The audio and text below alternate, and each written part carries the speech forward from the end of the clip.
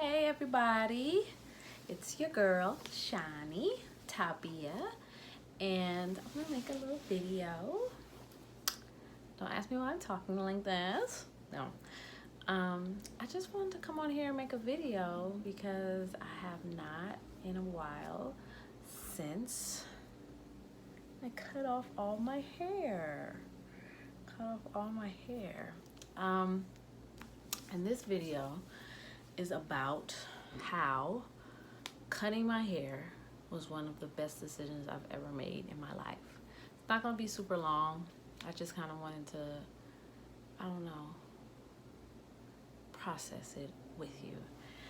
So if you are following me or like subscribing to my stuff on YouTube, you see that I have a video up. I talked about how I had locks for a long time, and as a result of that, like I have like thin edges now. I like lost some hair, but my hair was always such a source of like insecurity. Like the fact that I remember I made a joke of it and called myself bald type, but it was true. Like, and I was always trying to wear styles to cover it up, and I was just like, oh my god, and I had headbands. I would wear them all the time, which made it worse. And then it was just like, so traction alopecia is what it's called. And so I wanted to cut off all my hair years ago when I first combed out my locks, which was in like 2010. I want to say 10 or 11. I combed out my locks that I had had for 15 years. But it wasn't time. I wasn't ready. I wasn't there. So I just combed them out, and I rocked hair. I pressed my hair. I did natural styles. I dyed my hair. I just was loving having hair. But it's like approaching that 10-year mark, and I was like, I need a change. Like, I need another change.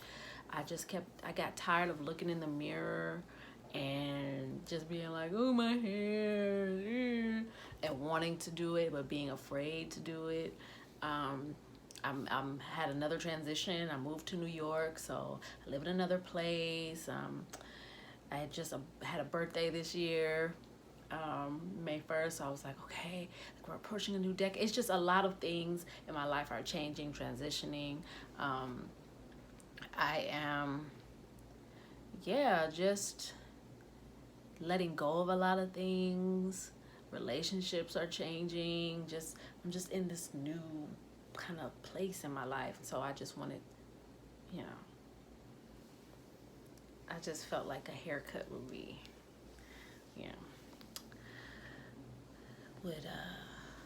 would serve this time well. And so I was going back and forth about how I wanted to do it. If I wanted to cut my hair and get one of those cute styles where they, go to the shop, and where you go to the shop, or maybe they can get something cute and have me cover up my sides, and they can do something, or I can get color, and I can get, but I'm just like in this place where I just want to be stripped, just naked before God. And I know that's not, but it's the truth. Like, I'm in this place in my life where I'm just so honest and real with myself, about myself, and loving myself, and turning and surrendering all that over to God, so that God can do with me what God sees fit. And so this is a wonderful, beautiful journey that I'm on. And I was like, I don't want to have to go to the shop all the time and get my hair done. I don't got money for that. Keep up the maintenance. I just want to be free. I'm just in this freedom place where I just want to be free, mentally, physically, spiritually, emotionally, free from the shackles, from society standards, from my own pressures and my own doubts and my own fears and insecurities. Just freedom. So I was like, I'm just gonna cut it. So I went to the awesome barber. Well, actually, I wanted to cut it myself. And I was like, no, I'm going to look crazy. I was really, really scared. Let me first say that. This wasn't like, yeah, let's do it. I was terrified. And I booked the appointment like a month in advance, and I talked myself into it because I knew I had 24 hours to cancel it. So I was like, let me just work my way up. So I booked the appointment, and I just prayed, and every day I woke up like, I'm so scared. And I just have to tell myself that so I know what I'm doing going into it, that I'm scared and I don't have to pretend like I'm not. And so I booked the appointment with Adrian. He gonna be mad. Fennis? I don't even know. Can't pronounce his last name. I think it's Fennis. Out of Brooklyn. He's amazing, amazing, amazing barber. And he also does just really, really amazing cuts on women. And so I had been stalking him, and not stalking, but researching and studying him for some time. And just like, okay, I think he's the guy. So I booked my appointment, and I was like, okay. And I worked myself, I was scared every day. I was like, I'm about to do this. I don't know what I'm gonna look like. Ugh. And I don't even know what, you just have these visions in your mind. You just don't even know what it is. I wanted to shape it completely bald. I was like, I want to be bald. I want to be free. But I didn't go that far. But yeah, I went and got the haircut. It was a lot short. Like right now I'm in between cuts. I'm in between cuts right now, and I have my little moisturizer, my little gel in and stuff. But yeah, super low. I wanted it super. I was like, I went in there and I was like, you do what you see fit, but I want it cut. And I showed him, I was like, I have thin edges, bald spots. I have all kind of stuff going on. And he was like, okay, you're gonna have the best haircut. We're gonna give you the best haircut. And I'm like, okay, whatever. He was like, yeah, you nervous. I guess you think I'm just blowing smoke, but you're gonna have an amazing haircut. And I was like, okay, whatever you say this to everybody. It's a Jedi mind trick. When I tell you that man cut my hair, I'm gonna see if I can like clip on the little video of me, like in my reveal and stuff, so you can see it. When I first got it done, I got it cut in June. Or no, that's not true. May, like a couple weeks after my birthday. And so I looked in the mirror and I was like, okay, it's me. It's just me. Okay. It's not as bad as I thought. I wasn't like, oh my God, I love it. I was just like, okay. This is my head. This is me. And I'm exposed. And I'm gonna walk outside exposed. All right. And let's go. And so, I was like, thank you, give him a hug. And then I came home and I got in the shower and I washed my hair and I wet it and I looked in the mirror and I was like, oh yeah, baby. And then I started feeling myself. I was like, yeah. I was like, I love it. It took me a minute. It was like a delayed reaction. I was like, I love it.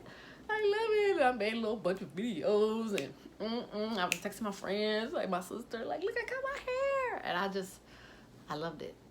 And the journey began. And my friend, everybody, I posted a video on Instagram and everybody was commenting like, oh, Shani, you look great. We love this. Looks great on you. And one of my friends who I went to high school with, Shauna Simpson, she inboxed me and she was like, I love your new cut. She had done the big chop years ago. And I forgot about this until she had messaged me. And she was like, I love your cut. It looks great on you. She was like, you are embarking on the level of, like, the journey of self-love that you are embarking on is indescribable. Like, I can't, you have no idea what is going to take you to a whole nother level. And I was like, thanks, girl. And just liked it. It was like, thanks. And just, I got my hair. But she was so right. Like, that's why I remember her comment, because she was like, you about to go to another level with cutting your hair. And I always thought that. I always loved big chops. I always would just, watch all the videos on YouTube when people do big chops. And I was like, why do you have to call it a big chop? Why can't you just cut your hair? But it really is a big chop. Like, for women especially, our hair is like such an adornment, for beauty and, femininity and all kinds of stuff. And so much is tied into our hair and having long hair, having and I just never felt like I could rock a short. I love when I see women rocking short cuts and I'm like, oh yeah, she badass, a bad cut. But I'm like, I can never do it. But the devil is a lie. As I did it. So, some days I would wake up, it was like a few weeks after that I would wake up and be like, oh my God, all my hair is gone. Never wanting to get back, but just feeling like, oh my God, I'm exposed, or wanting to put a scarf on. And I used to wear wraps all the time, hair wraps. And it was really to cover. It was really to cover my flaws. It was really to not have to deal with my hair. It was really to, or I would put like a headband on, and I was like, I'm not doing none of that. Even on the days when I was like, oh my gosh, I'm bald, like, or I have patch, I just still was like, oh, well, I looked in the mirror and I was like, let's go, girl, it's just me and you. God loves you still. And God really does love me still. Oh my goodness, don't even get into it. But I was like, God loves you still. And so I went outside. And when I tell you, I get so many compliments. Like, I just be walking, I just get, I love your cut. I love your cut. I love that, bad cuts. And you just, I mean, not trying to toot my horn or nothing. And I would get attention before, but I'm telling you, it's crazy the amount of attention I get from gentlemen since I've cut my hair. Like, like I never, like, ever could have imagined. Like, literally, it's crazy. Crazy. So I'm just like, thank you. I don't take it to the head or nothing. I'm just like, it's just interesting. But yeah, man, it prompted another level of confidence, another level of motivation. It changed my life, and I knew it was going to, and I think that's why it was so hard for me to do it, because I was like, it was a catalyst for me for eliminating all the F stuff, all the whack-ish in my life that I don't have time for no more, my own habits included. I'm just like, I don't have time. I cut off all my hair, and I get it cut every month too. So I'm not like, okay, big chop, let's grow it back. Because no, we still pruning. We still getting it together. I want to keep the grass cut low, honey. Because I feel like when it's low, I can see what's really going on. So I keep it low, and I'm going to keep cutting it until God says to grow it back. But I love it. I love it. I love it. It's the best decision. One of the best decisions that I've ever made, and that I could have made in my life. And so I just wanted to share this with anyone who was contemplating cutting off your hair. Even if you have, you suffer from hair loss or alopecia or anything, the devil is a lie, because them barbers are artists for real, and they can really, give you a cut that's not like, that can camouflage, or that can even just accentuate your best features. And furthermore, you are not your hair. Like, we are not our hair. We are not these, I'm not this skin. I'm not this extra, this physical body. So the sooner we get to know that for real, the sooner we get into the nitty-gritty of love, the nitty-gritty of unconditional self-love. Not the self-love that says, I'm gonna be selfish and do what I want and have all the stuff and be all the things. No, the self-love that says, I'm flawed and I'm broken, or I'm this, or I don't like this about myself, but I still love me because God loves me and created me in the image of the Most High God. I'm created in the image of the Most High God. So how can I not? How can I love God and not love me? Right? And so even if flaws, because this is not like I was born. Actually, when I look at my baby pictures, I was born bald-headed. But even self-inflicted scars, things, me having thin edges or spots because I wanted to be perfect, and I wanted to twist my locks perfect and super tight because I didn't want anybody to think that I looked dirty, or that I had locks that looked like this, or just a standard. I wanted to feed into the compliments because people used to compliment my locks so much. Oh, Shani, your locks are great, and they're beautiful, and you always keep yours tight. And so I'm just like, okay, yeah, and just twist it tighter and tighter, and just trying to just do too much. So I did it to myself. So I'm not going to hide or be ashamed. I can look at it now like, okay, this is what happens when you're not being your true authentic self, or when you don't love yourself enough to embrace and accept all of you. You cause damage to yourself.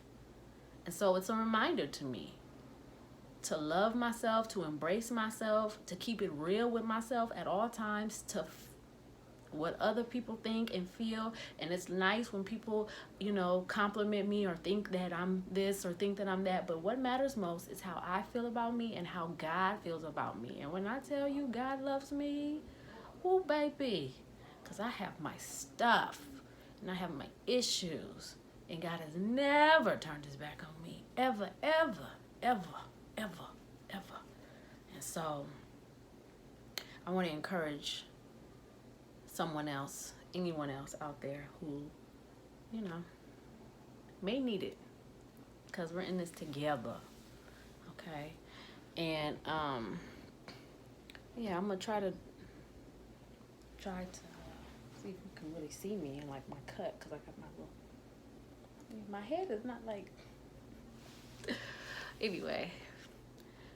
Cut your hair, it'll grow back. And if it don't grow back, who cares? Put on a wig if you want to. I haven't worn a wig yet, but I probably will when I go like on stage and stuff. I'm looking forward to that part too, because that's gonna be fun, playing dress up and, you know. But right now I'm just embracing me. I'm just embracing me. So yeah, that's all. Like, subscribe, share, comment if you're moved to do so. Love you guys.